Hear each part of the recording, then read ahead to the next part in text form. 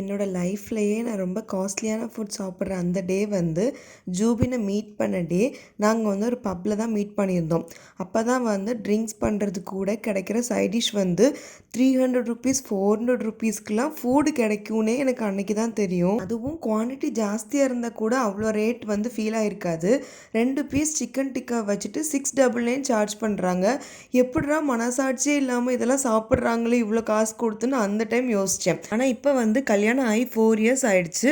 இப்போ வந்து அது நார்மல் ஆகிடுச்சு எங்கள் லைஃப்பில். ஏன்னா நம்ம நிறைய கஃபேக்கு போய் ட்ரை பண்ணும் போதே ஓகே இந்த ஃபுட்க்கு இவ்வளோ சார்ஜ் பண்ணுறது தப்பு இல்லை, அந்த குவாலிட்டிக்கும் அந்த டேஸ்ட்டுக்கும். சில டைம் சிக்கன் ஃபிஷ்லாம் அவ்வளோ ஃப்ரெஷ்ஷாக ஃபீல் ஆகும் வேறு கலந்து சாப்பிடும் போது. இப்போலாம் வந்து எனக்கு ஈஸியாக கண்டுபிடிக்க முடியும் இது ஃப்ரெஷ்ஷான மீட் தான் அப்படின்னு. அந்தளவுக்கு நான் வந்து ப்ரோ ஆகிட்டேன். அதுக்குன்னு எல்லா கஃபேல உள்ள ஃபுட்லாம் வந்து நல்லாயிருக்குன்னு சொல்ல முடியாது. நிறைய இடத்துல எங்களுக்கு சொதப்பிருக்கவும் செஞ்சுருக்கு. பட் மேக்ஸிமம் 90% அவங்களோட பேரை காப்பாற்றுறதுக்காகவாது நல்லா ஃபுட் கொடுக்க தான் ட்ரை பண்ணுறாங்க கஃபேஸ் எல்லாமே. ஸோ மற்ற ரெஸ்டாரண்ட்டை கம்பேர் பண்ணும்போது கொஞ்சம் நம்பி போகலாம்.